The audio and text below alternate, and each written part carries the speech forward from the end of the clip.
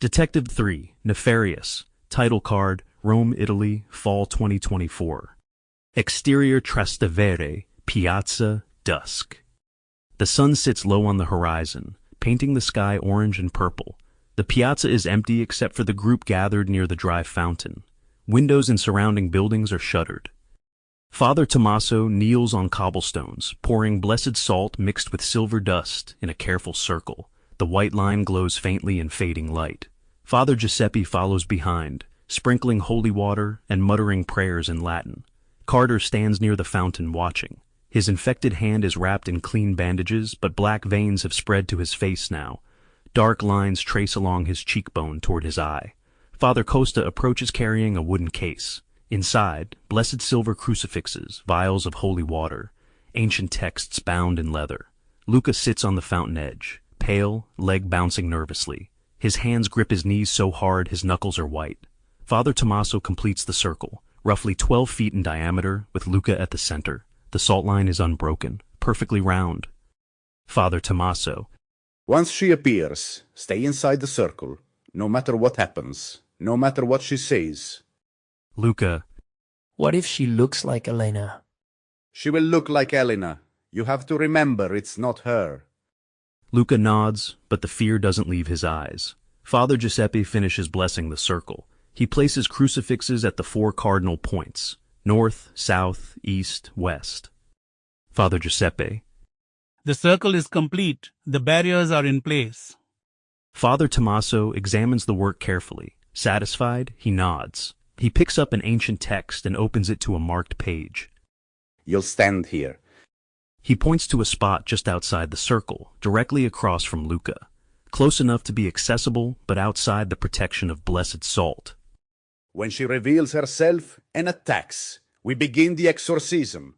The prayers will weaken her, force her to choose a new host quickly. That's when you step forward. Carter. How will I know when? You'll know. She'll look at you. Your blood calls to her like nothing else. Carter moves to his position. The black veins on his face pulse visibly. Fever beads his forehead despite the cooling evening. Father Costa stands near one of the piazza exits. He holds a silver crucifix in one hand, rosary beads in the other. Father Giuseppe takes his position opposite Father Tommaso. He opens his own text, pages marked with ribbons. His hands shake as he grips the book. The sun drops lower, shadows lengthen, temperature falls, breath becomes visible in the air. Call to her. Use her name. Luca stands on shaking legs. His voice cracks. Elena? Elena, are you there? It's me. It's Luca. His voice echoes off surrounding buildings. No response, just silence and fading light. Elena, please. I know you're here. I need to see you. The breeze strengthens. Loose papers skitter across cobblestones. Dead leaves blow in circles. The temperature drops further. Father Tommaso grips his text tighter. Father Giuseppe's whispered prayers grow more urgent. Father Costa tenses, scanning the darkening streets. Carter stands still, waiting. His infected hand throbs. The black veins seem to pulse in time with the rising wind. Elena, please. I'm sorry I wasn't there. The streetlights flicker. Once, twice, then steady. The wind dies suddenly, completely.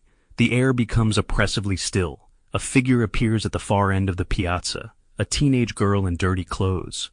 Dark hair hangs in her face. She walks slowly, head down, arms at her sides. Elena? The girl continues forward. Her footsteps make no sound. She keeps her head lowered, face hidden by hair. The remaining sunlight seems to avoid her. Father Tommaso raises his text. Father Giuseppe does the same. Both priests tense. Father Costa shifts his weight. Carter's infected hand burns. The pain intensifies with each step she takes. The black veins glow faintly in the dimming light. The girl reaches the edge of the salt circle. She stops. Slowly she lifts her head. Her face is Elena's, pale and terrified. Tears stream down her cheeks. Elena. Luca, is that you? Luca takes a step toward her. Elena, oh God, Elena. Don't move! Stay in the circle! Luca freezes. Elena looks at him with the desperate, pleading eyes. Her hands reach toward him, trembling. Please help me. I don't know where I am. Everything's dark. I'm so scared. I'm here. I'm right here. Please, Luca, just take my hand. I can't find my way alone. She steps closer to the salt line. Her foot hovers just above it.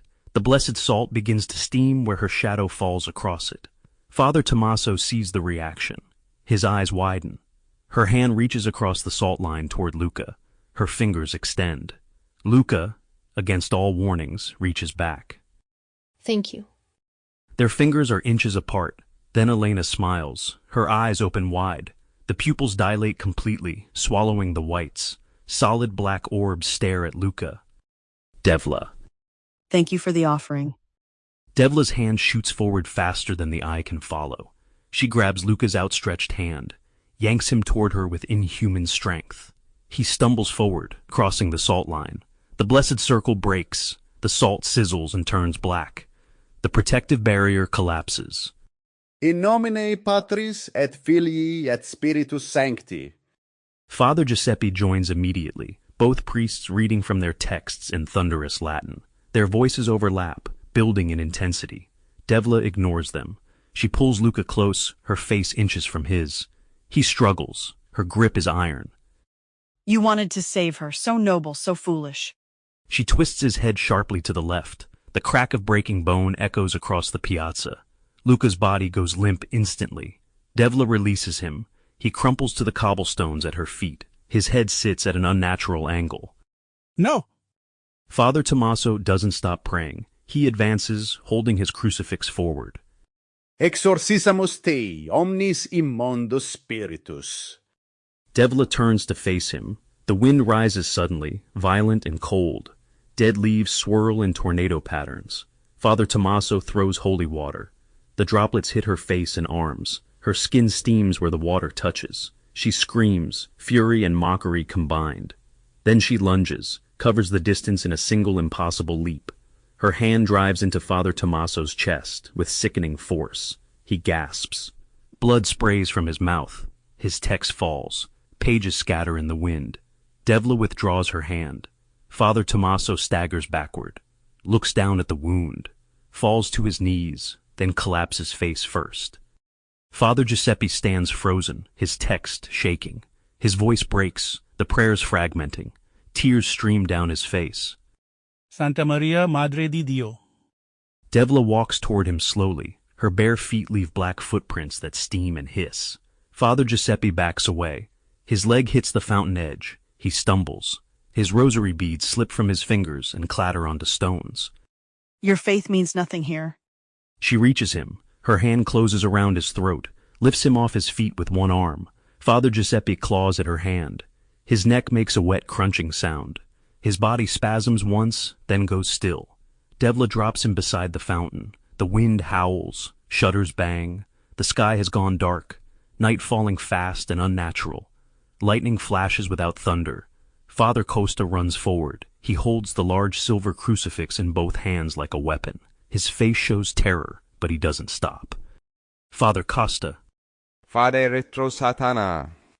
Devla spins. Her hand lashes out backhanded.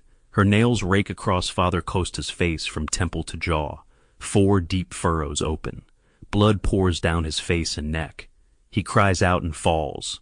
The crucifix skitters away. He clutches his face, blood streaming between his fingers. Carter's hand drops to his gun.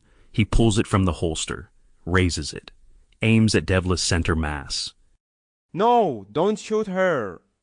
Carter's finger hovers on the trigger. Devla turns slowly to face him. Elena's face covered in blood that isn't hers. Black eyes studying him with terrible intelligence. There you are. She walks toward him, each step deliberate. The black veins on Carter's face pulse in rhythm with her footfalls. I can smell it, the old blood. You opened my chamber. You touched my altar with blood I've waited lifetimes to taste. And now you stand here, marked, infected, mine. I'm not yours. Oh, Detective Willis. You've been mine since Miami. Every step you took led here. Every case you solved. Every life you sacrificed. It was all for me. Lightning flashes. In the brief illumination, shadows writhe behind Devla's form. Shapes that aren't quite human reach toward Carter. Soon. Very soon. When you're desperate enough, when you're broken enough, you'll offer yourself to me willingly, and I'll finally be free. She steps backward. The darkness around her deepens, becoming solid. The shadows wrap around Elena's body like a cloak. I'll be waiting, Carter, in the dark, where all your failures live. She dissolves into the shadows. The form collapses inward and vanishes. The wind dies instantly. The supernatural darkness lifts slightly, returning to normal twilight. Carter lowers his gun, looks around at the carnage. Luca's broken body, Father Tommaso's corpse, Father Giuseppe beside the fountain, Father Costa on his knees clutching his bleeding face. Father Costa tries to stand, slips in his own blood and falls again. Carter runs to him, holstering his gun, kneels beside the priest. We need to get you to the infirmary. The boys, someone needs to tell their families. Carter helps him up. Father Costa leans heavily. They stumble toward the piazza exit. Behind them, the three bodies lie still. From surrounding buildings, lights finally appear. Windows open. Faces peer out. Someone screams. Someone else begins praying loudly in Italian. Carter and Father Costa disappear into narrow streets, moving as fast as Father Costa's injury allows. The priest's blood leaves a trail on the cobblestones,